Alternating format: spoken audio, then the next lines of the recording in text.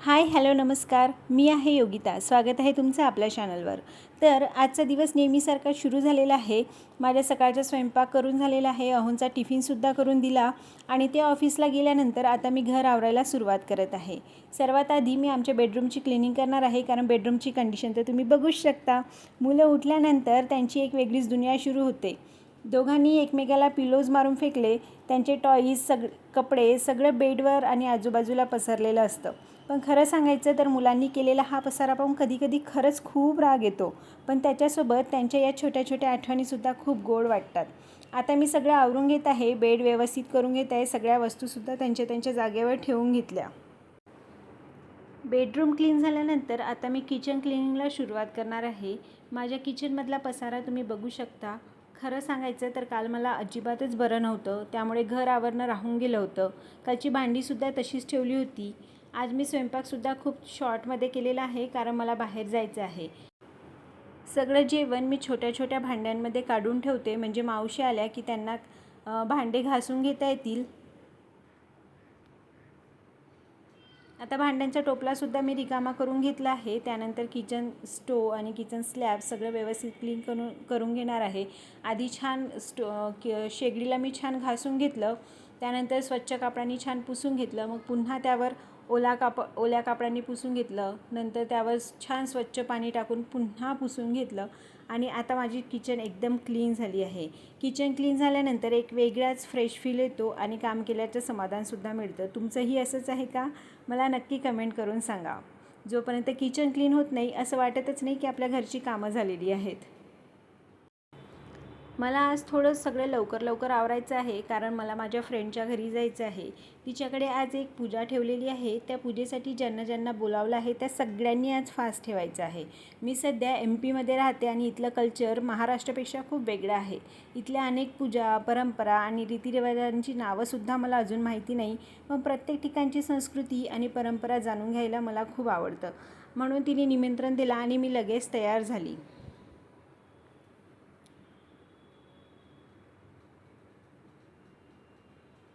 Bedroom आणि kitchen clean झाल्यानंतर आता हॉल राहिलेला होता.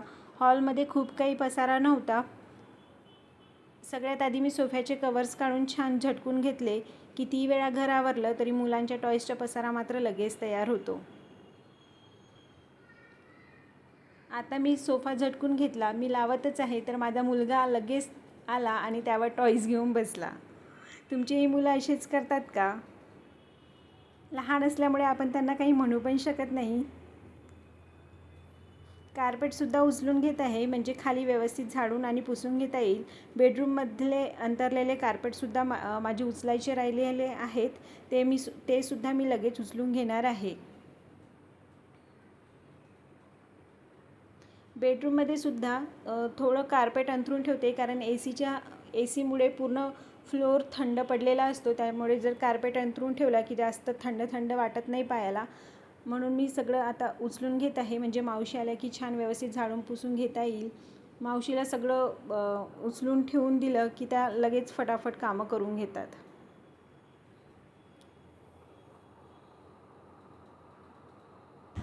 आता माझं ऑलमोस्ट सगळं आवरून झालेलं आहे आणि आता मला तयारी करून माझ्या मैत्रिणीकडे जायचं आहे. तिच्याकडे सुहागले पूजन आहे. तुम्ही कधी सुहागले पूजन ऐकले आहात का? मला नक्की कमेंट करून सांगा. ॲक्च्युली मी कधीच ऐकलं नव्हतं आणि मागच्या वर्षी जेव्हा आम्ही इथे राहायला आलो 2-3च दिवस झाले असतील, माझं सामान पण लावून व्हायचंच होता आणि समोरच्यावरून बोलवणं आलं की सुहागले पूजनला यायचं आहे. आता सुहागले पूजनला काय करतात, काय नाही, कसं जातात, मला काहीच आयडिया नव्हती. मी आपला थ्री पीस सूट घातला आणि गेले. सगळे माझ्याकडे ना असं खालपासून वरपर्यंत बघायला लागले आणि मला म्हणाले आपके पास साडी नहीं है? मी बोलली है. तो बोले की पहने क्यों नहीं? तर माझं सामान लावून माहीतच होतं. आपण कसं शिफ्ट झाल्यानंतर सगळ्यात आधी किचनचं सामान सेट करतो, त्याच्यानंतर बाकीचं उरलेलं सामान सेट करतो. कपडे जनरली आपण पॅकच ठेवतो की जेव्हा लागतील तेव्हा काढता येतील, असं म्हणून माझंही तसंच झालं. माझे कपडे सगळे बॉक्समध्ये पॅक होते. बाहेर साड्या वगैरे काही नव्हत्या. आपले टी-शर्ट, पॅन्ट, 1-2 सूट एवढंच मी बाहेर ठेवलेलं होतं. आणि मी बाकीच्यांकडे मग बघितले तर ते लिटरली जसं एखाद्याच्या घरी पूजा असेल किंवा कुठला कार्यक्रम असेल तर ती त्या घरची बाई खूप छान सजते असते, तशा सगळ्याजणी सजल्या धजल्या होत्या. आणि त्याच्यात मी एकदमच साधी गेलेली, कारण माझ्याकडे तेवढा वेळ पण नव्हता, मला पूर्ण घर वगैरे सगळं सेट करायचं होतं. पण आता ह्यावेळी आता मला माहिती झालेलं आहे की कसं जातात, त्याच्यामुळे मी पण छान साडी वगैरे नेसणार आहे. आपण ज्या साडीला उलटा पल्लू बोलतो ना, तर त्यांना त्या साडीलाही सीधा पल्लू बोलतात. तर ते मला सीधा पल्लूवाली साडी नेसून जायचं आहे आणि ऑलमोस्ट सगळी पूर्ण लग्नात जसं जातो आपण सजून धजून तशी तयारी करून जायचं आहे. तर आता मी तयारी करते आणि मग दाखवते तुम्हाला मी कशी तयार झाली. आता मी रेडी झालेली आहे. कशी दिसत आहे तुम्ही नक्की मला कमेंट करून सांगा. ॲक्च्युली ह्या साडीवरचा जो ब्लाऊज आहे, माझा वजन खूप जास्त वाढल्यामुळे मला तो ब्लाऊज येत नाही आहे, म्हणून मी थोडा वेगळा ब्लाऊज घातला. मॅच होत आहे की नाही मलाही कळत नाही आहे ॲक्च्युली. पण लुक कसा वाटतंय तुम्ही कमेंट करून मला नक्कीच सांगा. मला फक्त आता भांग भरायचं आहे, कारण इकडे पूजेला जाताना भांग भरणे कंपल्सरी असते. मला असं वाटत आहे की मी बेंगॉली दिसते की काय. इथे माझ्या मैत्रिणीने छान सगळी पूर्वतयारी करून ठेवलेली होती. आम्ही सगळे जमा झाल्यानंतर त्यांनी पूजेची मांडणी सुरू केली. इकडला कल्चर आपल्यापेक्षा फार वेगळा आहे. इकडल्या पूजाविधीसुद्धा खूप वेगळे आहेत, पण भावना मात्र सगळ्यांच्या सारख्याच असतात असं म्हणायला हरकत नाही, कारण आपल्या परिवाराच्या सुखसमृद्धीसाठीच आपण ह्या सगळ्या पूजाविधी करत असतो असं मला वाटतं. आणि मग तिने छान दिवा लावून पूजेची सुरुवात केली.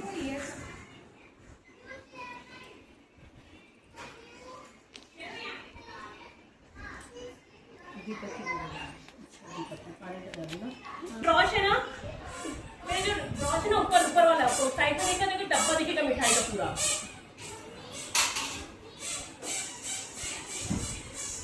वो डब्बा ही ला देवीला आलता वाहिल्यानंतर आम्ही सुद्धा पायांना आलता लावायला घेतला. आधी हळद लावली जाते आणि हळद लावल्यानंतरच पायांना आलता लावला जातो. तुम्ही बघू शकता पाय खरंच किती सुंदर दिसत आहेत ना, असं वाटते की देवीचेच पाय आहेत. त्यानंतर त्यांनी बाकीची पूर्ण पूजाविधी केली. देवीची ओटी वगैरे सुहागांच्या सामानांनी भरली आणि कथा वाचन केला. साथियों का स्वागत भी बड़े आनंद से किया, विदाई भी बड़े आनंद के वातावरण में हुई. विवाह के बाद चांद के नरेश में वापिस घर आ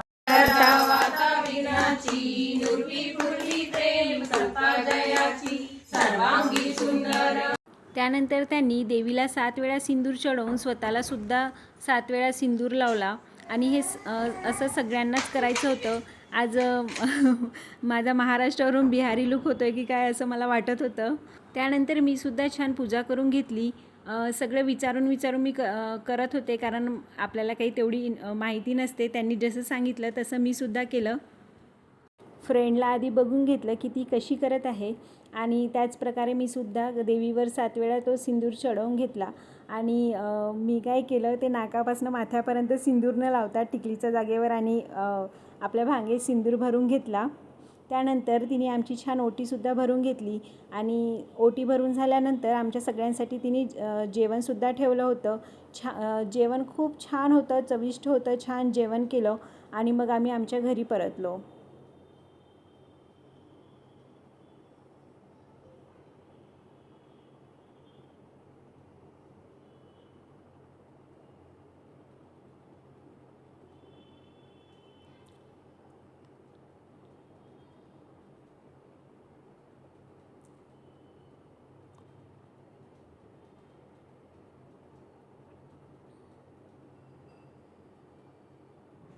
आता मी घरी आली आहे.